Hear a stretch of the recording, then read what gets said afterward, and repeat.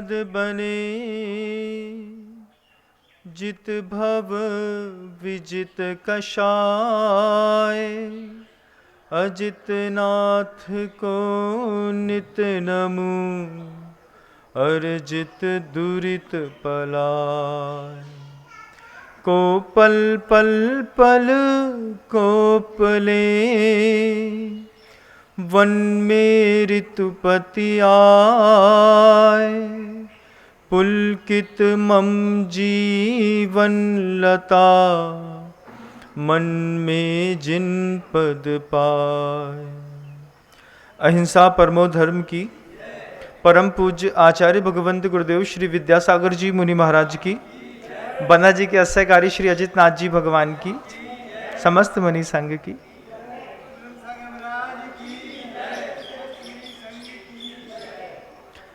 एक बहुत बड़ा बिल्डर जब 20 माले की अपनी बिल्डिंग पूरी बना चुका, बिल्डिंग पूरी तैयार हो गई। तैयार होने के बाद बड़ी चमचमाती हुई गाड़ी से आया, आ करके नीचे से खड़ा हो करके अपनी बिल्डिंग देख रहा था। बिल्डिंग नीचे से ऊपर तक देखने में बहुत सुंदर और भव्य इमारत दिख रही थी। वो देख ही रहा था, पीछे से मुनि महाराज का आना हो गया। मुनि महाराज पीछे से आते हुए उस श्रावक को देख रहे थे कि ये अपनी बनाई हुई बिल्डिंग को देख रहा है, और साधु धीरे से बोलते हैं, क्या देख रहे हो? गृहस्थ ने बोला कि भगवान बिल्डिंग बनाई थी, बिल्डिंग देख रहा हूं। साधु बोलते हैं कि ये तुम्हारा कर्म है, तुम अपने कर्म की ऊंचाई, अपने कर्म का विस्तार और अपने कर्म की गहराई देख रहे हो। क्या देख रहे हो? अपने बनाए हुए किए हुए कर्म की ऊंचाई, कर्म का विस्तार और कर्म की गहराई तो देख रहे हो। फिर गुरुदेव एक शब्द और कह करके चले गए कि जिस प्रकार तुम अपने कर्म की ऊंचाई, कर्म का विस्तार और कर्म की गहराई देख करके खुश हो रहे हो, इसी प्रकार अपने धर्म की गहराई भी देख लो, अपने धर्म की ऊंचाई भी देख लो और अपने धर्म का विस्तार भी देख लो। इतनी सी बात कह करके मुनि महाराज आगे चले गए। आगे चले गए और उस व्यक्ति का चिंतन चालू हो गया। महाराज ने मुझसे ऐसा क्यों बोला? महाराज मुझसे ही ऐसा क्यों बोला? किसी और से भी कुछ बोल सकते थे। क्या मेरे धर्म की कोई गहराई नहीं है? क्या मेरे धर्म का कोई विस्तार नहीं है?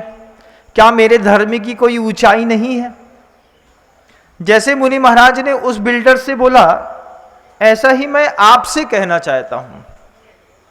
मैं आपसे कहना चाहता हूं कि आपने जीवन के 40 साल, 50 साल, 60 साल पुरुषार्थ करके एक बहुत अच्छी दुकान खोल ली है, बहुत अच्छी आपने एक मकान बना लिया होगा, अच्छी गाड़ी ले ली होगी, बैंक बैलेंस बना लिया होगा, कुछ लोग पुरुषार्थ कर रहे होंगे। ये आपके कर्म का विस्तार है। 50 साल में 2 मंजिल का मकान बना के इंसान की कीमत आपने खत्म कर दी। 50 साल में एक दुकान खोल करके सुबह 8 बजे से लेकर के रात को 9 बजे तक का समय उसमें दे करके इंसान की मूलभूत शक्तियों का मटियामेट कर दिया। निरंतर पत्नी में, पुत्र में, पैसे में, व्यवसाय में रख करके एक इंसान ने अपने कर्म का विस्तार तो बहुत कर लिया। आपने भी किया होगा, सुनने वाले भी कर रहे होंगे, आज भी कर रहे होंगे। अपने कर्म का विस्तार देखिएगा, कितना एम्पायर खड़ा कर लिया। 50 एकड़ की ज़मीन है, 15 एकड़ की ज़मीन है, 100 एकड़ की ज़मीन है, 5 बंगले हैं, 10 शॉप्स हैं, उसके बाद बहुत अच्छे वर्कर्स हैं, अच्छा बैंक बैलेंस है। कर्म का विस्तार है बंधुओं, बहुत ऊंचा हो सकता है आपका। उसकी लंबाई भी ऊंचाई भी बहुत ऊंची हो सकती है, उसकी गहराई भी बहुत हो सकती है। उस कर्म के साथ साथ अपने धर्म की गहराई जरूर नापिएगा कि कर्म करने में जिंदगी के 365 दिन रोज के 10 घंटे दिए हैं, धर्म करने में कितना दिया। क्योंकि जब इन्हीं लोगों के जीवन में, जीवन का तो निश्चित है, संसारी जो है कर्म फल से दुखी है, कर्म फल भोगता है। और गुरुदेव कहते हैं कि जैसे वो कर्म फल से दुखी है, ऐसे ही वो कर्म करके सुखी भी होता है। अपने जीवन में एक बहुत अच्छा विज्ञान हमेशा अनुभूत करिएगा। हो सकता है अभी तक आपने अनुभूत ना किया हो, लेकिन अब अनुभूत करेंगे आप। जिस समय अंतर मन में जो काम करने की इच्छा पैदा होती है, अपने अंदर की सबसे पहले इच्छाएं देखिएगा। जैसे मान लीजिए आप अपने घर के अंदर बैठे हुए हैं और मन के अंदर प्रवचन सुनते सुनते एक भाव पैदा हुआ कि अपन को बंधा जी के अजितनाथ भगवान के दर्शन करने चलना है। इच्छा पैदा हुई। अब जिस समय आपके मन के अंदर इच्छा पैदा होती है, उसी समय उस इच्छा की पूर्ति करने की शक्ति भी आपके अंदर इच्छा के साथ पैदा हो जाती है। अगर आप अभी सोच रहे हैं कि हमको बंधा जी के ऐसे कार्य अजितनाथ भगवान के दर्शन करने हैं, तो शक्तियां इसी समय आपका साथ देंगी। आप अभी फोन लगाएंगे तो आपको रिजर्वेशन खाली मिल जाएगा, आप अभी फोन लगाएंगे तो प्रेस वाला मिल जाएगा, आप अभी फोन लगाएंगे तो बैंक में आपके जो काम होने हैं वो हो जाएंगे। और 15 मिनट बाद जैसे ही आपकी इच्छा बदली और अंतर मन से पूरी की पूरी शक्तियां बदल जाती हैं, फिर शक्ति बदल करके वो ऊर्जा जो है दूसरी जगह काम करने लगती है। ऐसे संसारी प्राणियों की ऊर्जा निरंतर कर्म करने में तो लगती है, धर्म करने में कितनी लगती है एक बार अनुभव करिएगा। किस भव्य का ऐसा मन होता है रात को सोने से पहले कि भैया सुबह लेट ना हो जाऊं, धोती दुपट्टा देख लेता है वो रात को जाकर के, अपनी चांदी की थाली देख लेता है, द्रव्य देख लेता है, चिटकों की कमी तो नहीं है, लौंग बराबर है कि नहीं है, चावल पूरे हैं कि नहीं है, केसर रखी है कि नहीं है, सुबह अभिषेक पूजन करने में कहीं लेट ना हो जाऊं। इस चिंता के साथ दुनिया में कितने लोग विश्राम करते हैं, आप एक अंतर मन में सोचिएगा। इस चिंता के साथ तो विश्राम करते हैं कि भैया अब कल दोपहर रात को 2 बजे गाड़ी है, सुपारी खरीदे पे जाने हैं। इस चिंता के साथ कि भैया मेल है, बॉम्बे हावड़ा मेल है, उसके लिए जाना है। कर्म करने की चिंता में तो आप कितनी बार रात में 5 बार 10 बार घड़ी को उठा कर कैसा देखते हैं, अबे 11:15 बजे सो जाओ भगवा, अब 1 घंटा और है। हाँ भाई नींद ही नहीं लग रही, दोबारा 7:15 बजे फिर नींद खुल गई। एक सड़ी सी ट्रेन पकड़नी थी पाप करने के लिए, मनाली जाने के लिए, कश्मीर जाने के लिए, बैंकॉक जाने के लिए ट्रेन पकड़नी थी। रात में कितनी बार जगे, कितनी बार, 3 बार, 2 बार, 4 बार। रात में 11:30 बजे तक पैकिंग करी, 2:30 बजे ट्रेन है। माँ ने कहा भी कि हम उठा देंगे, लेकिन उसके बाद भी बिना उठाए 3 बार नींद खुली। जितनी कर्म करने में आपकी जागृति है और कर्म करने में रात में 3 बार नींद खुलती है, कभी रात में 4 बार नींद कभी इस बात के साथ उठी कि कल महाराज का, गुरुदेव का जन्म दिवस है, कल दीक्षा कल्याणक मनाना है, कल प्रभु जी का मोक्ष कल्याणक मनाना है, कहीं लेट ना हो जाए, बोली लेना है लेट ना हो जाए। बंधा जी के अजितनाथ भगवान के दरबार में सुबह 7:45 बजे अभिषेक होता है, कहीं लेट ना हो जाए। कभी ऐसा सोच के कभी आपने अपनी यात्रा शुरू करी? अगर नहीं करी है तो इस बात को मानिएगा कि मंदिर में पूजन पद्धतियां करते हुए भी आपको प्रसन्नता जिस बात में होती है, आपका कर्म उसी के साथ जाने वाला है। मंदिर के अंदर दान दे दिया, दान देने के बाद भी प्रसन्नता नहीं है, खुशी से नहीं हो रहे। अभिषेक अरे हो गई भाई, अब करने हो तो सो कर लो, अभिषेक आए सो ही होगा, अब कल और हो जाए, हूं मैं कहा है। ये बिल्कुल निरुत्साही जीवन के साथ जब आप अभिषेक करते हैं, शांति धारा करते हैं, पूजन इत्यादि करते हैं, आपके अंदर की खुशी बताती है कि आपको किस चीज में आनंद है। क्रिया आप सम्यक कर रहे हैं, लेकिन आपको सम्यक क्रिया को करते वक्त आनंद आता है कि नहीं आता? अगर आनंद नहीं आता, मजबूरी लगती है, अरे फिर बेई 7:45, फिर बेई पारसनाथ भगवान, फिर बोई अभिषेक, फिर बोई सिद्ध चक्र विधान, फिर बेई भक्तियां, थक गए भाई हम तो जो सब करत करत। तुमने एक भी दिन उसको किया ही नहीं है। धर्म करने वाला कभी नहीं थकता, उसको जितना उत्साह कर्म करने में लगता है उतना ही उत्साह उसको धर्म करने में भी लगता है। उदाहरण में कभी देखिएगा भरत चक्रवर्ती को बंधो, दिग्विजय यात्रा करने के बावजूद 3 टाइम की सामायिक 2.25 घंटे की रोज करते थे। जितना कर्म करने में आनंद आता था उतना ही भरत चक्रवर्ती को धर्म करने में भी आनंद आता था। आचार्य सकल कीर्ति जी महाराज कहते हैं कि ऐसी कौन सी शक्ति थी उस गृहस्थ की कि दिग्विजय यात्रा करी 60,000 वर्ष तक, कितने युद्ध लड़े, कितना खून खराबा किया होगा, कितने लोगों का मान भंग किया होगा, कितने लोगों का दिल तोड़ा होगा, कितनी स्त्रियों को विधवा किया होगा, उसी भरत चक्रवर्ती ने। और वही भरत चक्रवर्ती दीक्षा लेने के बाद अंतर मुहूर्त नहीं लगा, पूरे कर्मों की छपड़ा कर ली। एक गृहस्थ होकर के, एक गृहस्थी में जीते हुए, सारे 5 पापों को करते हुए कोई व्यक्ति ऐसा कौन सा धार्मिक पुरुषार्थ करता है जिसके माध्यम से जब वो मुक्ति के मार्ग में एक पैर भी रखे उसी वक्त से उसको मार्ग की सिद्धि होना शुरू हो जाती है। कि जितना आनंद उनको कर्म करते वक्त आता था उतना ही आनंद से वो सामायिक करते थे। मेरे सामायिक का समय हो गया है, अभी तो तलवार से खून भी नहीं निकाला आपने, वो तुम्हारा काम है, अब मैं प्रभु जी की सामायिक कर लेता हूं। कैसा होगा आदमी कि 1 मिनट में युद्ध से नीचे उतरा है और 12 बजे सामायिक में बैठ गया है, अब 2 बजे तक सामायिक में बैठा रहेगा। युद्ध चल रहा है, होने दो, कोई बात नहीं, पहले सामायिक कर लेता हूं फिर बात करता हूं। अपन क्या करते हैं, 2-2, 5-5, 7-7 प्रतिमाओं के व्रत लेने के बाद भी महाराज जी दुकान के चक्कर में दोपहर की सामायिक नहीं हो पाती, कोई उपाय बताओ ना। मैं क्या बताऊं भैया, व्रत लेने से पहले तुमको उपाय खुद खोज लेना चाहिए था। कभी जितनी खुशी कर्म करने में होती है उतनी खुशी कभी धर्म करने में हुई कि नहीं हुई? एक बार अपने अंतर्मन से खुद अपने आप से पूछिएगा बंधु, फिर इस चीज का आनंद आएगा। जो बात मैं कहने चाह रहा हूं कि मुझे तो कई बार ऐसा लगता है, मतलब लगता क्या है, ऐसा हुआ ही है कि एक कहानी, एक संस्मरण मुझे याद आता है, कौन से मुनि महाराज ने सुनाया था मुझे याद नहीं आ रहा, इसलिए किसी का नाम लेना भी मैं उचित नहीं समझता, लेकिन किसी साधु के मुख की कहानी है कि गांव में एक व्यक्ति था, उस व्यक्ति को अग्नि देवता से बड़ी प्रीति थी। अग्नि देवता से ऐसी प्रेम था उसको कि अग्नि का भक्त था वो साल भर में जितना कमाता, अच्छा मकान बनाता, पैसा खर्चा करता, अच्छी प्रॉपर्टियां बनाता, लेकिन साल में एक दिन, जिस दिन वो अग्नि की पूजा करता, उस दिन अपनी बनाई हुई पूरी संपत्ति अग्नि में होम देता,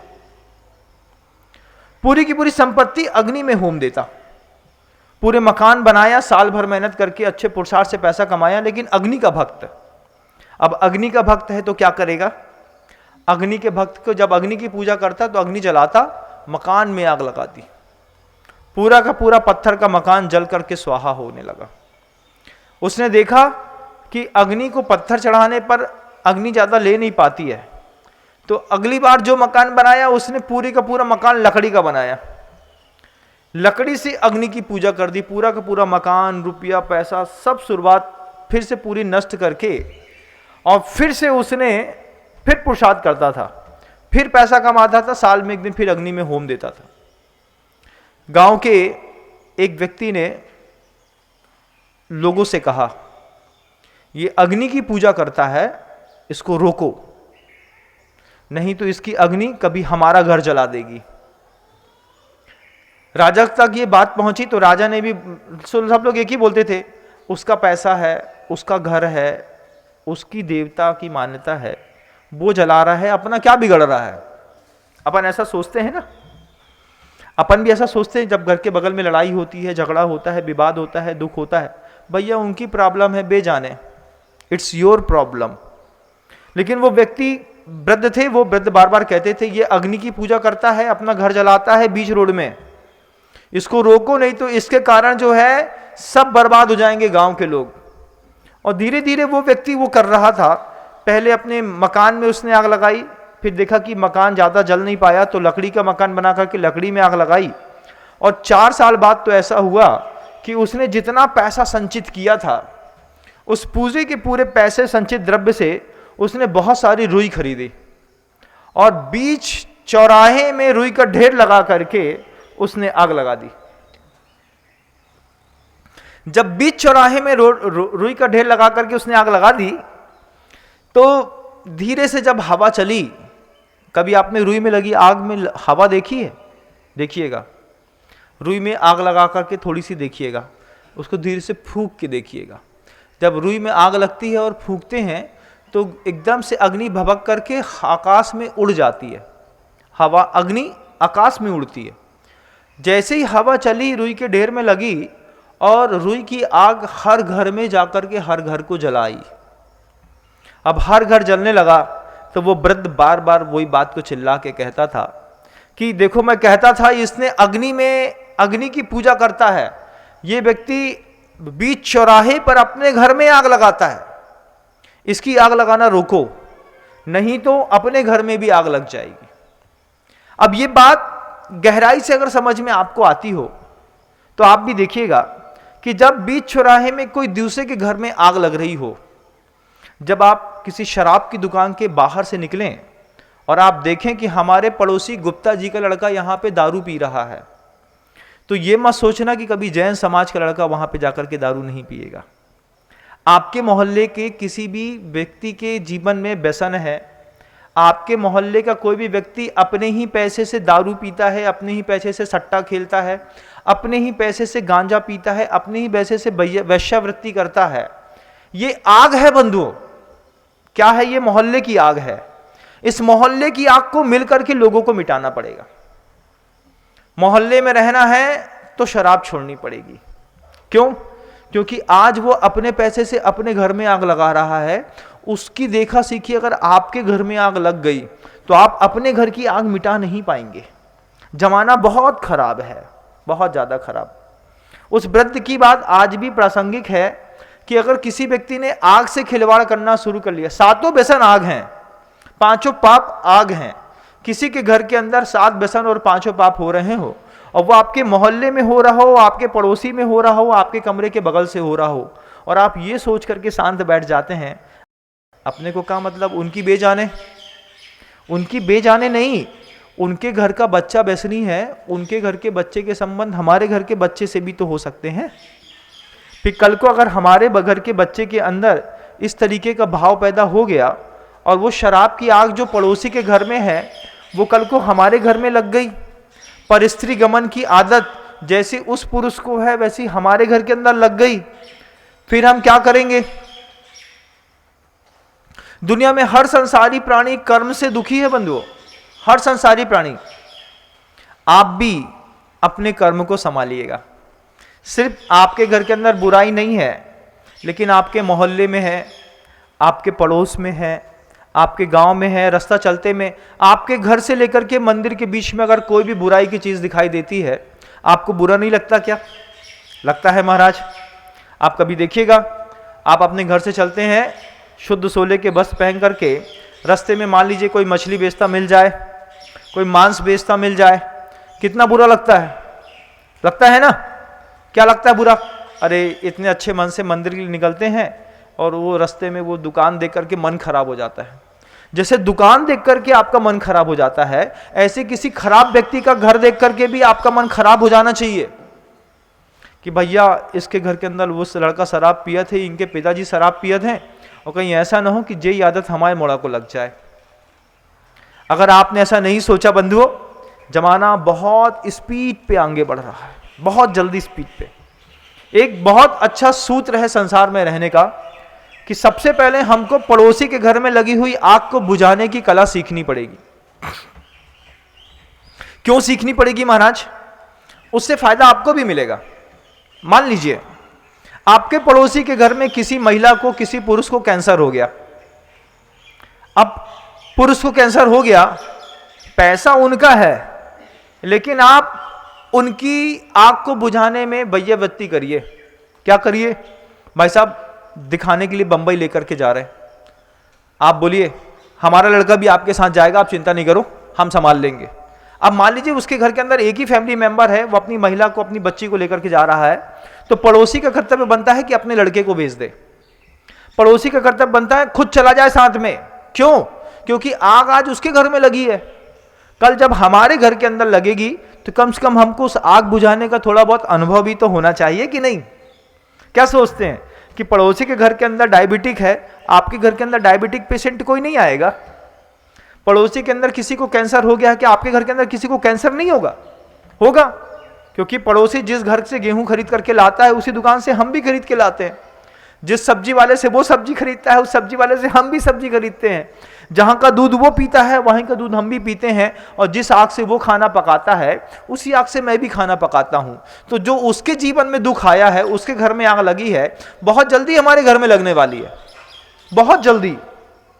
तो उसके लिए शुरुआत किस बात से करनी चाहिए कि हमेशा इस बात की कोशिश करिए कि अपने पड़ोसी के घर का दर्द मिटाने का प्रयास। किस बात से? तुम्हारे घर के अंदर कैंसर हो गया है, बंबई इलाज के लिए हम भी चलेंगे, हम तुम्हारी वहां पर 15 दिन 25 दिन 30 दिन रह करके सेवा करेंगे, 1 महीना रुकना पड़ेगा, हम रुकेंगे। हमको क्या मिलेगा महाराज? अनुभव बहुत बड़ी चीज होती है बंधु। किसी और के निमित्त से आप एक बार बंबई घूम के आएंगे, टाटा मेमोरियल, बॉम्बे हॉस्पिटल घूम करके आएंगे, आप देखेंगे ओपीडी कहाँ है, कैंसर का इलाज कैसा होता है, दर्द कितना होता है, पैसा कितना खर्चा किया जाता है। आप घर के लोगों को आकर के जब बताएंगे अपना अनुभव, शास्त्र का अनुभव झूठा हो जाता है, संतों का अनुभव भी झूठा पड़ जाता है बंधुओं, लेकिन खुद का अनुभव घर को संभालने के लिए बहुत काम आता है।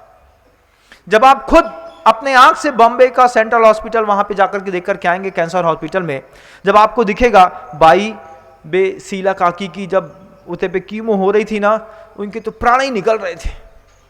जब रेडिएशन होता है तो हेलमेट के जैसा पूरा एक मास्क बना देते हैं, फिर जिस स्पॉट पर रेडिएशन होता है करना देना होता है सिर्फ उतनी जगह खाली छोड़ते हैं, रेडिएशन बार उस पर बार बार जाता रहता है। जैसे एक्सरे की रेज छोड़ते हैं ऐसे रेडिएशन की रेज छोड़ी जाती है, एक्स रेज होती हैं वो रेज छोड़ते हैं, धीरे धीरे पूरी ऊपर की चमड़ी गल जाती है, इतनी गल जाती है कि अगर जल्दी तेजी से हाथ फेरा तो चमड़ी निकल के हाथ में आ जाएगी। तो रेडिएशन लेने वाले लोग अपनी दाढ़ी बढ़ाते हैं, साबुन नहीं लगाते हैं, नहाते नहीं हैं। ये दर्द आप किसी और के जीवन का उनके साथ जाकर के अनुभव करिए एक बार बंधु। कर्म भूमि है, इस कर्म भूमि में कर्म का फल मिलता है, और कर्म से सुख भी होता है और कर्म से दुख भी होता है। और आप दुख के कर्म तो करते हैं लेकिन सुख का कोई कर्म नहीं करते। तो जब दुख का फल आपके घर के अंदर लगेगा, उस समय आप जब शुरुआत से अनुभव देखेंगे, तब आपके घर का बहुमूल्य द्रव्य खराब हो जाएगा। जब आप वहां पर जाकर के देखेंगे कि कितने सारे कैंसर पेशेंट सिर्फ तमाकू खाने से, मैं बोलूं तमाकू छोड़ दो, तुम बोले महाराज आपका तो काम है, एक बार कैंसर हॉस्पिटल में जाकर के सिर्फ सर्च करके आओ कि तमाकू खाने के कारण कितने लोगों के मुख में कैंसर हुआ है। एक बार आप पता करके आएंगे, आपको पता चलेगा कि रोज कम से कम 4000 आदमी बॉम्बे हॉस्पिटल पे उतरता है सिर्फ कैंसर का इलाज कराने के लिए। टाटा मेमोरियल में, बॉम्बे में, नानावटी में कैंसर हॉस्पिटल्स, कैंसर की इलाज कराने वालों में 2 महीने के बच्चे से लेकर के 80 साल तक का वृद्ध रहता है, और सबके कारण अलग अलग रहते हैं। उसमें से 283 प्रकार का कैंसर सिर्फ महिलाओं को होता है बंधु, महिलाओं को 283 प्रकार का कैंसर। 500 प्रकार से ऊपर के कैंसर होते हैं, आंख का कैंसर होता है, रेटिना का होता है, स्किन का होता है, हड्डी का होता है, बोन मैरो का होता है, पेट के अंदर के लीवर का कैंसर होता है। ऐसे 500 प्रकार का कैंसर होता है, उसमें से 283 प्रकार का कैंसर सिर्फ महिलाओं को होता है। कल को अगर आपकी मां को हो गया, महाराज बिल्कुल सही बात कह रहा हूं ना, क्योंकि तुमको चिंता तो बिल्कुल है नहीं, किसी के यहाँ की भी खराब सब्जियां उठा लाते हो, किसी के घर का भी गेहूं खरीद करके ले आते हो, कहीं से भी सामान किराने का खरीद करके ले आते हो, पैक्ड आइटम खा लेते हो, घर के अंदर चाट खा लेते हो, घर के अंदर टमाटो सॉस खा लेते हो, चिली सॉस खा लेते हो, नीलांस का अचार खा लेते हो। पता नहीं किसके माध्यम से तुम्हारी माँ के अंदर कैंसर होने वाला है, पता नहीं किस कारण से तुम्हारे बच्चा असमय में मृत्यु को प्राप्त होने वाला है। एक बार दूसरे के घर में जो आग लग गई है, उस आग के साथ अनुभव लो। घर के अंदर आग लगेगी तो बुझाने में सहूलियत मिलेगी, ये अनुभव बहुत जरूरी है। दूसरे की वैयावृत्ति करने वाले को अपने घर के अंदर की वैयावृत्ति करने में सहजता होती है। आपके घर के अंदर जो भी लोग मेरी बात सुन रहे हैं, वो किसी भी व्यक्ति को, आपके मोहल्ले में कोई भी समाज का व्यक्ति रहता है, आप उसकी वैयावृत्ति करिए। मान लीजिए किसी को डायबिटिक हो गई है, तो सोचिए कल को हमारे घर में हो जाएगी तो हमको क्या क्या इलाज करने हैं। फंडामेंटल तो आना चाहिए ना, किसी का डायलिसिस हो रहा है, लीवर खराब हो गया है, एक बार पूछिए तो कि रात में जब 12 बजे उठ करके अचानक पानी पी करके सोता रहा, लीवर ने काम करना बंद कर दिया। यही साहब महानुभाव थे, शराब में डूबे रहते थे, टीचर चॉइस और क्या क्या पीछे थे, और 5-5, 7-7 हजार रुपए की बटल पीते थे। आज एक हलक से 2 बूंद पानी गुटकना मुश्किल हो रहा है। उनकी भी बయ్యवत्ती करके आइएगा।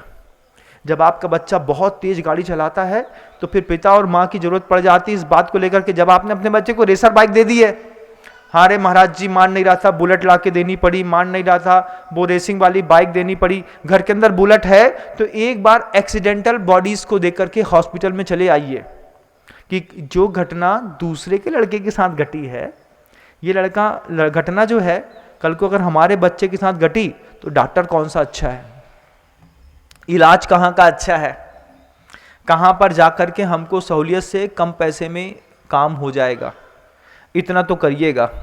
महाराज कुछ आगामी आने वाले दुख के लिए सचेत कर रहा हूं।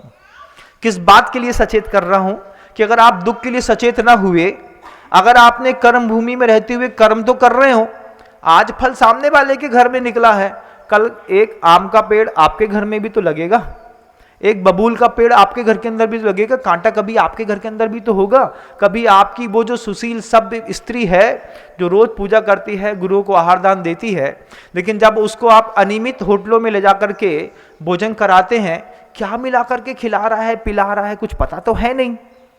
जब पता ही नहीं है कुछ, अंदर जाने वाली हर चीज की जानकारी होना चाहिए। अगर अंदर जाने वाली, मुख के अंदर जाने वाली किसी भी चीज की जानकारी नहीं है और आपने ले लिया है, तो अगर इसकी जानकारी नहीं है तो फिर हॉस्पिटल की बहुत अच्छी जानकारी होना चाहिए। कौन सा हॉस्पिटल अच्छा है क्योंकि हम रात में खाते हैं, कौन सा हॉस्पिटल अच्छा है क्योंकि हम रोज बाजार का खाते हैं, कौन सा हॉस्पिटल अच्छा है। अभी किसी ने कहा महाराज जी बच्ची की तबीयत खराब हो गई, हमने पूछा क्या हो गया, बोले फूड पॉइजनिंग हो गई है, कुछ रिएक्शन हो गया खाने पीने की गड़बड़ी के कारण।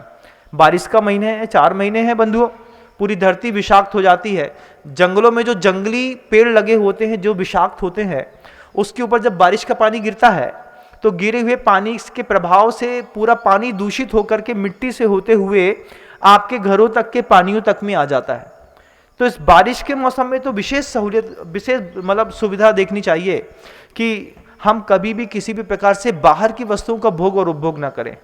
तीर्थ यात्रा क्षेत्रों में भी जाएं तो क्षेत्रों में भी क्षेत्र की भोजनशाला में भोजन करना फिर भी उपयुक्त है, लेकिन बाहर के ढाबे में खाएंगे, अब ढाबा वाला दाल के बहाने में आपके जीवन में कौन सा बवाल मचाने वाला है आपको तो पता ही नहीं है। और साधु का काम है चेतना देने का।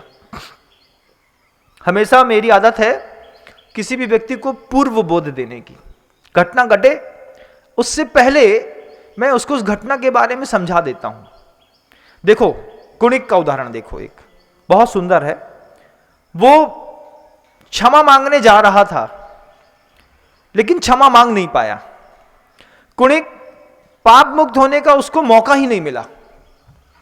जब उसकी मां ने, चेलना ने उसको समझाया कि बेटा जब तुम छोटे से बचपन में बीमार थे तो तुम्हारे पिता ने, तुम्हारे उंगली में फोड़ा हो गया था, उंगली का फोड़ा बहुत दर्द देता था, इतना दर्द देता था तुम रात भर रोते थे, लेकिन जब किसी इलाज से ठीक नहीं हुआ तो पापा ने, तुम्हारे पिता ने मुख के अंदर पूरा फोड़ा रख लिया और फोड़ा रख करके जीभ से लेकर के धीरे धीरे मुंह से चूसा, पूरे फोड़े की मवाद पिता के मुंह में चली गई थी और तुम्हारे पूरा मवाद निकलने से तुमको हल्का लगने लगा था, तुम आराम से सो गए।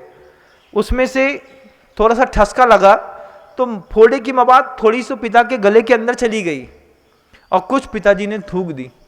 इतना प्रेम करते थे तुम्हारे पिता तुमसे।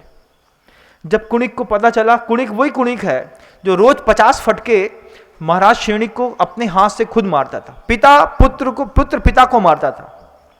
उस जमाने में, जिस जमाने में तीर्थंकर का साक्षात दर्शन किया हो किसी ने, उस जमाने में, जिस जमाने में उनकी देशना सुन करके वे अपने आप को धन्य धन्य करते हो, उनके सामने रह करके उन्होंने तीर्थंकर कर्ण प्रकृति बांधी हो, उनके परिवार के घर के अंदर का सगा भी जब घर का सगा नहीं हुआ, कितना खला होगा वो रिश्ता पिता पुत्र का।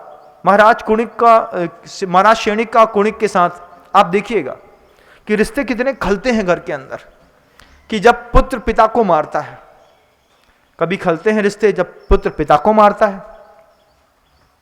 पिता भी पुत्र को मारता है ना बंधु। आप लोगों ने भी तो कितनी बार मारा है पुत्रों को। घर के अंदर की जब संतानें थी, हमें नहीं चाहिए, हमें नहीं चाहिए, किसी ने 10 दिन बड़े होंगे 10 दिन के अबॉर्शन करा दिया, किसी ने 20 दिन का, किसी ने 50 दिन का। अब उसी का बदला निकलता है। कर्म किया है तो कर्म का फल भी निकलेगा।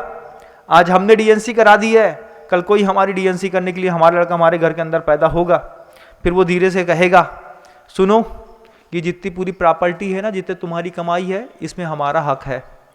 आप लड़ेंगे, जे हमाव है, बोले एक धक्का मार है तो इतने से नीचे गिरो, हड्डी पसली दिखाई ना दे है।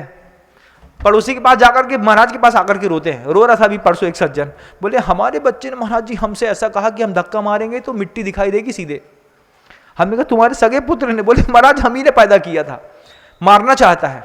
हमने कहा तुमने भी कभी किसी भाव में उसको मारने की कोशिश करी होगी या फिर मार ही दिया होगा, तो फिर बच के रहना, सावधान, मार्ग खतरनाक है। अगर इस तरीके के कर्म के साथ कभी भी आजमाइएगा बंधुओं कि हमारी जो संतान है वो हमारे घर के अंदर आई है, कहीं गुड़िक के जैसी तो नहीं है, दुख देने वाली है कि सुख देने वाली है, स्वर्ग से आई है कि नरक से आई है, कौन सी गति से आई है। एक बार आजमाइएगा कि उसको देख करके कितनी कसाई पैदा होती है आपको आपके अंदर। यह भी आजमाइएगा कि पुत्र पिता को देख करके कितनी कसाई करता है और पिता पुत्र को देख करके कितनी कसाई करता है। फिर पता चलेगा कि किसी पाप का फल भोगने के लिए 4, 5, 7, 10, 15 लोग एक साथ मिल करके एक घर में आ गए हैं। अब जरा जरा सी बात में चेचे पेपे बोले महाराज घर नहीं है, घर को तो नरक कर दिया है लोगों ने मिल करके। एक ही घर का खाते हैं, एक ही चूल्हे का बना खाते हैं, पूरी शक्ति जाती है सबके पेटों में, शुद्ध पानी के छने हुए पानी का छने हुए आटे से खाते हैं और फिर मिल करके सब के सब एक ही घर में रह करके रोज लड़ते हैं। कोई सुबह लड़ता है, कोई दोपहर में लड़ता है, कोई शाम को लड़ता है, कोई रात में लड़ता है। लेकिन बिना लड़ाई के मान लीजिए कभी आपके घर के अंदर कभी देखिएगा, महसूस करिएगा, आपको खुद लगेगा मेरी बात में कितनी सत्यता है कि अगर सुबह से लेकर शाम तक मान लीजिए परिवार में एक भी व्यक्ति से विवाद ना हो, रात को 8 बजते बजते तक मन के अंदर शंका हो जाती है कुछ हो गया है। क्यों? सुबेरे से बड़े पापा भी नहीं चिल्लाए, मम्मी भी नहीं चिल्लाई, लड़के ने भी नहीं चिल्लाया, आज किसी को गालियां भी नहीं पड़ी, घर के अंदर कोई ने बर्तन भी नहीं फोड़े, कुछ जैसे मंत्र पढ़ते हैं ना, ओम रीम सीम क्लीम एम अरहम बम बम मम मम हम मम, ऐसे लोग घर के अंदर गालियां पढ़ते हैं, एक के बाद एक के बाद एक के बाद एक, बिल्कुल नहीं देखते, चाहे माँ को दे रहे हैं, बहन को देख रहे हैं, भाई को दे रहे हैं, पुत्र को देख रहे हैं। आप कभी महसूस करिए इस बात को कि घर के अंदर कहीं ऐसा तो नहीं है कि ऐसी विकृत संयोजना हो गई है कि जन्मांतरों में जिसके साथ हमारा कुछ पाप का ऋणानुबंध रहा होगा, हमने कल इसको मारा था, आज ये हमको मारने तैयार है। ये जो छोटी छोटी संतानों को आप वक्त से पहले बाहर कर देते हैं और बहुत छोटी छोटी संतानों को जो आप पेट के अंदर लील जाते हैं, जो नॉन वेज खाने वाले लोग होते हैं, दूसरे के बच्चे को पेट के अंदर कर दिया, आज आपके बच्चे को जब कोई काल कवलित करके पेट के अंदर करता है, आपको बहुत बुरा लगता है। इसलिए इस सृष्टि पर रहना है तो अपने जितनी तुमने कर्म की विस्तार देखना, अपने कर्म की गहराई देखना और अपने कर्म की ऊंचाई देखना। फिर वो जो बिल्डिंग वाली बात आती है कि जैसे तुम अपने कर्म की गहराई, अपने कर्म की ऊंचाई और अपने कर्म का विस्तार देख रहे हो, ठीक ऐसे ही तुम अपने धर्म की ऊंचाई भी देखो। ऐसे कितनी संपत्ति है जो न्यायोचित तरीके से कमा करके तुमने देवशास्त्र गुरु की शरण में दान दी है। एक बार देखना, आप अपने धर्म की गहराई देखो, कहीं ऐसा तो नहीं कि ऊपर ही ऊपर पेड़ लगा हुआ है, जरा सी हवा चलेगी और उखड़ जाएगा। जरा सी लगी हवा में पेड़ कैसे उखड़ता है? महाराज शुगर हो गई सो प्रतिमा के व्रत नहीं पल रहे, रात में सोई खाने पड़त, नहीं तो शुगर लो हो जात। कितना हल्का था तुम्हारा धर्म। 2 प्रतिमा के तो तुमने बड़ी मुश्किल से व्रत लिए, उसमें भी शुगर हो गई। अब शुगर होने के बाद तुम 2 प्रतिमा के व्रत का निर्दोष पालन नहीं कर पा रहे। कितनी कंट्रोवर्सी थी लाइफ की। उस लाइफ की कंट्रोवर्सी में क्या है, बड़े बड़े संपन्न परिवारों में जाकर के देखिएगा बंधु, महाराज छने पानी की व्यवस्था नहीं है, आरओ लगा है, घर के अंदर वाटर कूलर लगा हुआ है, लेकिन छना पानी वो भी कुएं का नहीं मिलता। महाराज प्रतिमा नहीं ले सकते, शुद्ध भोजन नहीं कर सकते, साधुओं को आहार दान नहीं दे सकते। क्यों? महाराज हमारे घर के अंदर मेडी काम करती है, पत्नी से बनाते नहीं आता, बच्ची से बनाना सीखा नहीं। अब नौकरानी के हाथ का, वो भी नौकरानी महाराज जी बसोर है, अब कैसा करें, कैसे खिलाएं? बड़ी मुसीबत होती है। जैन कुलों में भी बंधुओं, ब्राह्मणों के यहाँ, पंडितों के यहाँ, जैनियों के यहाँ, अग्रवाल के यहाँ, माहेश्वरी के यहाँ काम करने वाले वर्कर्स को देखिएगा, चौका किसके भरोसे सौंप दिया है। तब समझेगा कि कर्म कितना बुरा फल दे रहा है और किस दुर्दांत तरीके से कर्म फल दे रहा है। बंधु, जैसी पड़ोसी के घर में आग लगी हो, अगर आपको लगता है कि आप घर के अंदर की ऐसी कोई भी वस्तु व्यवस्था को नहीं बदल पा रहे हैं, तो फिर अपनी व्यवस्थाओं को बदलिए मत। अब ये देखिए कि इसका इलाज कैसे होगा। पड़ोसी के घर के अंदर कैंसर हो जाए, कक्का हम भी चलेंगे बंबई तुम्हारे साथ। देखें तो भीड़ कितनी होती है, देखें तो टिकट कहां से कटानी पड़ती है। क्यों? क्योंकि आज घटना उस घर में घटी है, कल घटना हमारे घर में भी घटेगी। जब किसी का डायलिसिस हो रहा हो तो ऐसा नहीं कि उसके लड़के का डायलिसिस होता है तो वही जाएगा अपने लड़के का डायलिसिस कराने। एक बार अपने बच्चे को भेजो, भैया आप रुको, आज ये डायलिसिस करा के आ जाता है लड़के का। हाँ भैया चलो, पता चले कि कौन सी हॉस्पिटल में जाना पड़ता है, कितने बजे जाना पड़ता है, कितने पैसे लगते हैं, किससे सस्ते में काम होता है। ये तो पता है कि सट्टा की पट्टी कहाँ कटती है, ये भी पता है कि जन्म की पट्टी कहाँ कटती है। ये बहुत अच्छे से पता है कि सट्टा पट्टी काटने वाले लोग कहाँ मिल जाएंगे, कौन से ठेले में मिल जाएंगे, किसके कौन से पान के ठेले में पान खाते खाते भैया 12 नंबर लगाना है, कितने का, 50 रुपए का। 12 को 50 बोल करके चले आए, पैसा फेंक दे, उन्हें पान के पैसा नहीं काटे, पूरे के पूरे 50 रुपये को 12 नंबर में सट्टा लगा दिया। कितने समझदार हैं। कक्का तो बहुत ही सीधे हैं महाराज जी, बे तो मंदिर से निकलते हैं वो सीधे घर जाते हैं, बस एक पान खाबे की आदत है। अब मंदिर करत करत कक्का के मन में आ गई आज 12 नंबर लगे, 12 नंबर लगे। कक्का ने 50 के नोट पान वाले कहाँ ठोको, 12-50। अब बे समझ गए, कक्का की तो आदत है। बे कक्का ने कह दी 12 नंबर में 50 रुपये लगाने आए।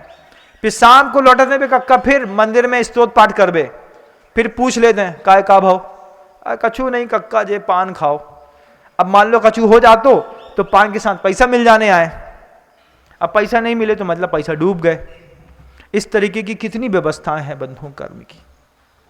अगर कुछ ऐसा आपके घर के अंदर चल रहा है, आपके पड़ोस में चल रहा है, आपके बगल वाले कमरे में चल रहा है, तो ये समझिएगा कि अगर बगल के कमरे की लगी आग है तो कभी भी आपके कमरे में लग जाएगी। आपके घर के अंदर फैमिली मेंबर्स में 5 बेटियां रहती हैं, चाचा की, भाई की, बेटी की, भतीजों की, सब लोग रहते हैं साथ में मिलकर के। एक लड़की ने अदर कास्ट में अफेयर करके रखा है, समझ के रखिएगा आग लगी है, कभी भी छोटी बेटी पे लग जाएगी, कभी भी। और घर के अंदर की खासियत है, जितनी भी बच्चियां होती हैं, महिलाएं होती हैं, उनको सबको सबके बारे में सब पता रहता है, सिर्फ पुरुष को पता नहीं रहता। माँ को पता है, माँ से एक दिन कोई पूछे कि तुमको पता था, हाँ एक बार उसने बताया तो था लेकिन हमने हल्के में ले लिया। भैया आग को हल्के में नहीं लेते हैं ना, कब सीखेंगे आप? आपको शंका हो गई है कि कुछ गड़बड़ हो रहा है तो आग को हल्के में क्यों ले रहे हैं? जब वो वृद्ध बोल रहा था कि ये अग्नि देवता की पूजा कर रहा है, इसको यहां से हटाओ नहीं तो पूरे गांव में आग लग जाएगी। 5 बेटियां एक साथ रहती हैं, 1 नंबर की बेटी ने, चाहे 2 में चाहे 3 नंबर ने, अगर एक पत्ता सड़ गया है घर के अंदर का, उसकी देखा देखी दूसरे व्यक्ति को इंस्पायर होता है। मैंने पहले कहा ना, जिस चीज की इच्छा होती है उस इच्छा के लिए शक्ति भी उसी वक्त पैदा हो जाती है। आत्महत्या करने वाले के अंदर जब इच्छा हुई आत्महत्या करने की, उसी वक्त उसकी आत्महत्या करने की शक्ति भी पैदा है। उस व्यक्ति को 5 मिनट के लिए टाल दीजिए, 10 मिनट के लिए, बोलेगा यार पूरा दिमाग खराब कर दिया, कितने क्रोध में थे, आज सोच रहे थे फांसी में ही झूल जाए, अब झूल जाओ, अब क्या झूल जाओ, क्यों? क्योंकि 10 मिनट लेट क्या हुए, इच्छा शक्ति, जैसी इच्छा खत्म हुई वैसे इच्छा के साथ शक्ति भी खत्म हो गई। आज आप अपने मन के अंदर प्रवचनों को सुनते सुनते शक्ति पैदा करिए, प्रवचन को सुनते सुनते मन के अंदर इच्छा पैदा करिए कि अगर हमारी 3 नंबर की बेटी किसी और के साथ गड़बड़ है, या तो हम 3 नंबर की बेटी को हॉस्टल में कर देते हैं, नहीं तो अपने घर की 3 बेटियों को हॉस्टल में कर देते हैं। कम से कम इसके चक्कर में 3 तो नहीं बिगड़ेंगी। लेकिन घर के अंदर मान लीजिए 3, 4, 2 बेटियां हैं, 3 बेटियां हैं, 4 बेटियां हैं, एक के अंदर भी कीड़ा लगा बंदूक का, अब दूसरी सड़ती है पता भी नहीं चलता। और फिर धीरे धीरे सब में कॉम्प्रोमाइज करना पड़ता है। महाराज पहली वाली पंडित के यहाँ चली गई, दूसरी वाली उनके यहाँ चली गई, तीसरी सरदार जी के यहाँ चली गई, एक मिश्रा जी के यहाँ चली गई, एक गुप्ता जी के यहाँ जाने वाली है। घर के अंदर सब हो गया, पंजाब सिंह क्या है, पंजाब मराठा उत्कल द्राविड़ बंगा, है ना, क्या बोलते हैं, पंजाब, सिंध, गुजरात, मराठा, उत्कल, द्राविड़, बंगा, सब घर के अंदर ही हो जाएगा। एक पंजाबी भी घर के अंदर मिलेगा, एक गुजराती भी घर के अंदर मिलेगा, एक सिख भी मिलेगा, एक मराठा भी मिलेगा, सब घर के अंदर। क्यों? महाराज जी क्या बताएं, 6 बेटियां थी, एक पंजाब, एक गुजरात, एक मराठा, एक इधर, एक इधर।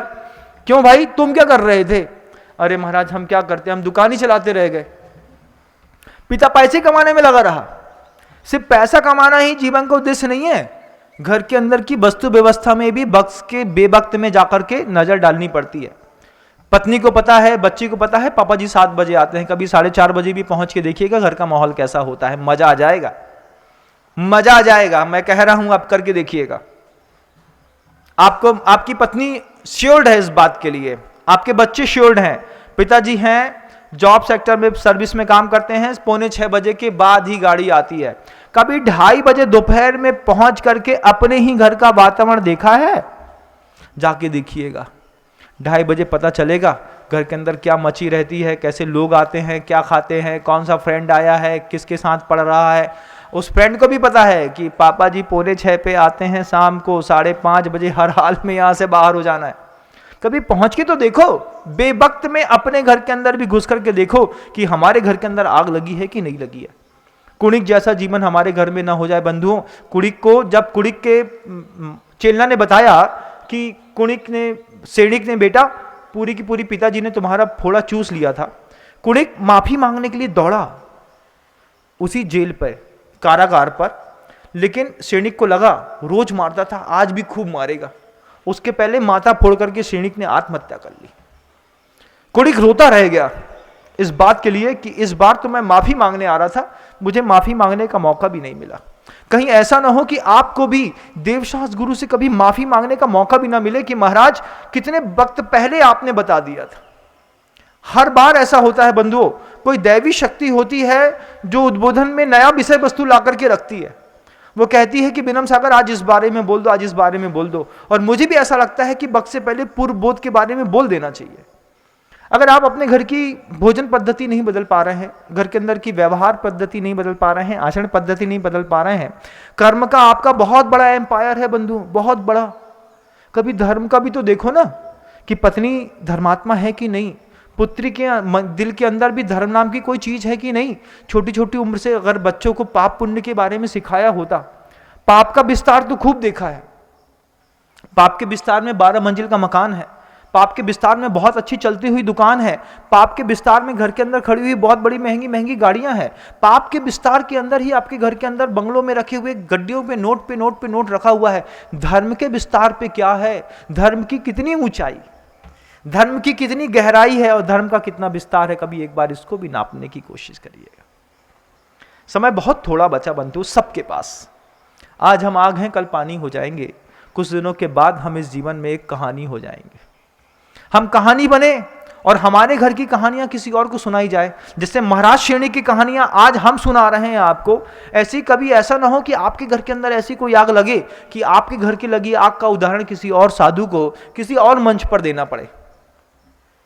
उसके पहले माता पिता जितना पुरुषार्थ पैसा कमाने में करते हैं, जितना पुरुषार्थ घर की सुविधाओं को बढ़ाने में लगते हैं, आज वक्त है, आज जरूरत है इस बात की कि उतना ही बच्चों को धार्मिक माहौल में भी ढालना हमारी जवाबदारी है। हम बच्चों को धार्मिक माहौल में ये कह करके नहीं डालते हैं, ये कह सोच करके कि हमारा बच्चा भी सीए कर रहा है, सीएफए कर रहा है। बस यही वो टर्निंग पॉइंट है लाइफ का कि सीए करते करते तुम्हारी बेटी किसी दूसरे सीए के साथ भाग जाएगी, एमबीए करते करते तुम्हारा लड़का किसी और समाज की किसी बेटी को ला करके अपने घर के अंदर खड़ा कर लेगा। शाम को फुल्की का पानी लेने के बहाने जब बहू अपने घर से बाहर चाट वाले के ठेले के साथ निकलती है, कब चाट वाले ठेले के साथ भाग जाएगी आपको पता नहीं चलेगा बंधुओं। मैंने सारे दृश्य अपनी आंखों से देखे। आज जैन समाज क्या, पूरी दुनिया की कोई भी समाज सिर्फ ज्यादा अत्यधिक उदासीनता और भोग विलासता के कारण पतन को प्राप्त हो रही है। घर के अंदर जितनी हमने सुविधाएं दी हैं, घर के अंदर जितना अच्छा हमने माहौल दिया है, उतनी अच्छी धार्मिकता का माहौल हम घर में देने में हमेशा नाकाम रहे हैं। हमने कभी अपने बच्चे से नहीं कहा कि बेटा आज अष्टमी है, आज सबसे पहले हम पूजा करेंगे, हमारे साथ तुम भी करोगे, उसके बाद दूसरा काम करेंगे। बच्चा आपका है, आपके लिए बड़ा हो रहा है, आपके परिवार का पैसा खा करके बड़ा हो रहा है, उसको अपने हिसाब से ढालिए। बच्चे के हिसाब से आप ढलने की कोशिश मत करिए। बच्चे को अपने हिसाब से डालिए, बेटा हम जा रहे हैं बन्ना जी का अजितनाथ भगवान के दर्शन करने, तुमको तो हमारे साथ चलना ही पड़ेगा। महाराष्ट्र से देखो माँ बहनें आई हैं। मैं सोचता हूँ जब महाराष्ट्र की जनता यहाँ पर आती है, उन्होंने कहा कि पूना से आए महाराज जी, अतुल काका के घर के बगल से रहते हैं। हमने सोच रहा था हमने कहा कितना कष्ट सह करके, कितना मेहनत करके कोई व्यक्ति महाराष्ट्र से बन्ना जी के अजितनाथ भगवान के दर्शन करने आता है। अपनी 4 बच्चियों को लाया है, परिवार के 4 सदस्य आए हैं, 10-12 लोग आए हैं, कम से कम 15,000 रुपए आने जाने में खर्चा कर रहा है सामने वाला व्यक्ति। 3 दिन का समय ले रहा है। वो वहां से चला तो कचनेर में रुका, कचनेर से चला तो जबलपुर में रुका, जबलपुर से फिर चला, फिर आकर के बन्ना जी के अजितनाथ भगवान के दरबार पे रुका। कोई व्यक्ति को चिंता है इस बात की, महाराष्ट्र पे रह करके, पूना में रह करके, दुबई में रह करके, अमेरिका में रह करके। परसों जब अमेरिका का व्यक्ति यहां पर आया और आकर के बोला, महाराज श्री मेरा छोटा सा बच्चा है 14 साल का, रोज आपके प्रवचन सुनता था, पिछले 6 महीने से लगा है मुझे महाराज जी के दर्शन करने हैं, चला करके वीजा लेकर के सिर्फ अमेरिका से यहां तक आपके दर्शन करने के लिए आए। हमने कहा हमारे दर्शन, बोले महाराज जी एक साथ 2 चीज मेरी फलीभूत हो गई कि अजितनाथ भगवान की अस्यकारी प्रतिमा के दर्शन भी हो गए और आप जैसे मुनि महाराज के भी दर्शन हो गए। मैं सोचता हूं इस बात को कि शब्दों में जो प्रवाह मैं देने की कोशिश करता हूं, उस शब्दों का प्रवाह कई अंतर्मन को बिल्कुल छू करके निकलता है।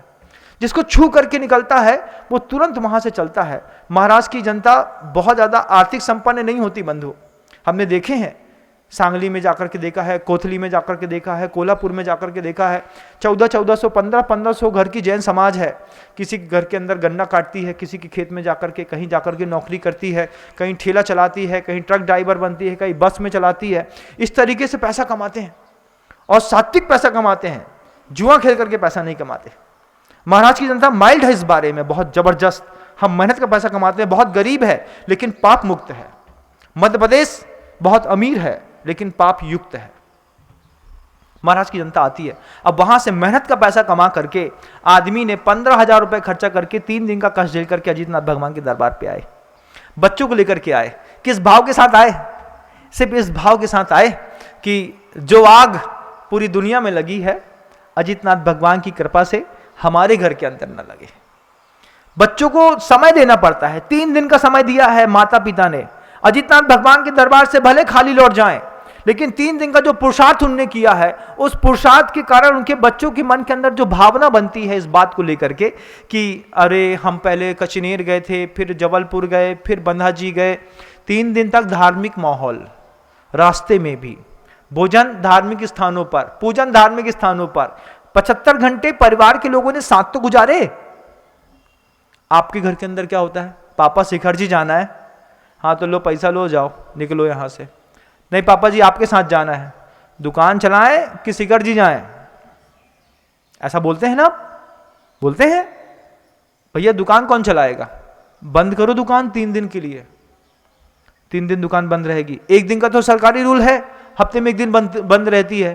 तुम 3 दिन का अपना रूल बनाओ। हमारी दुकान महीने के लास्ट में 3 दिन लगातार बंद रहेगी। 3 दिन क्या करेंगे? परिवार के लिए जब 27 दिन मेहनत करी है तो परिवार को व्यवस्थित रखने के लिए भी 3 दिन देना जरूरी है। नहीं तो पिता की पूरी जिंदगी पैसा कमाने में निकल जाएगी, माँ की पूरी जिंदगी खाना बनाने में निकल जाएगी और बच्चे की पूरी जिंदगी ऐश करने में निकल जाएगी। क्योंकि आप गरीब की औलाद थे, आपका बच्चा तो अमीर की औलाद है। चांदी का चम्मच लेकर के मुंह में पैदा हुआ है। घर के अंदर पैदा होते साथ जिसके घर के अंदर बुलेट है वो चांदी की चम्मच लेकर के तो पैदा हुआ है ना।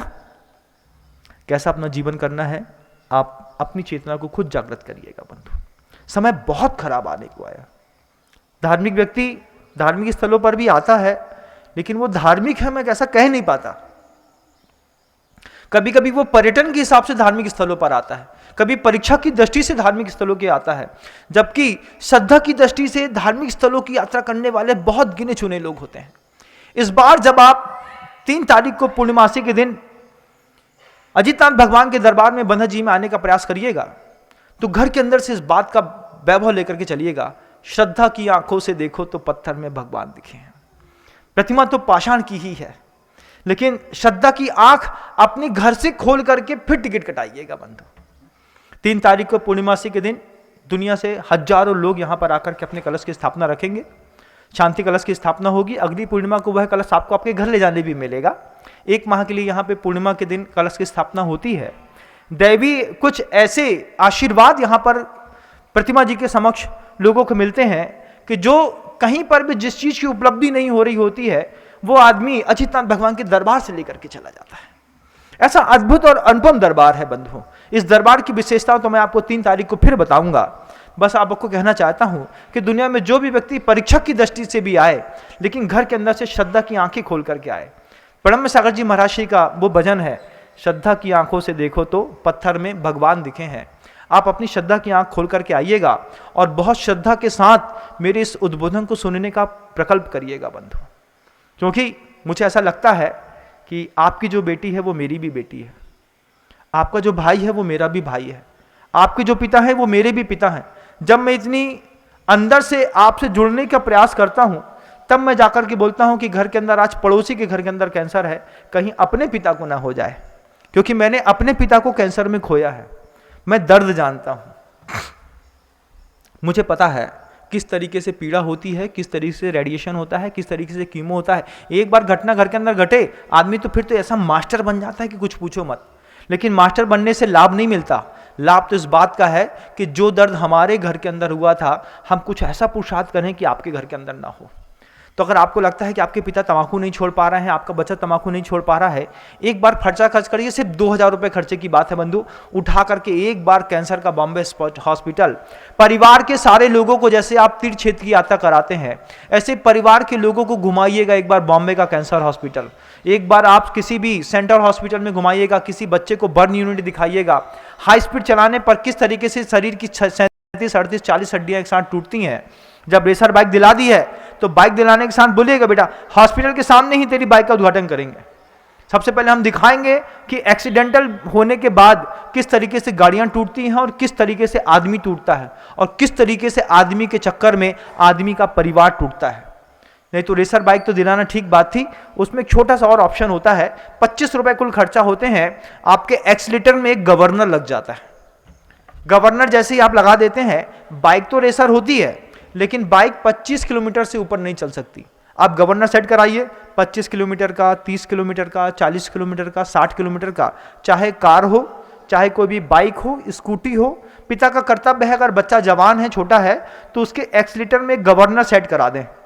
गवर्नर सेट कराने के साथ ही बच्चा कितनी भी मस्ती करेगा 55 किलोमीटर हाई स्पीड से ऊपर चला ही नहीं सकता।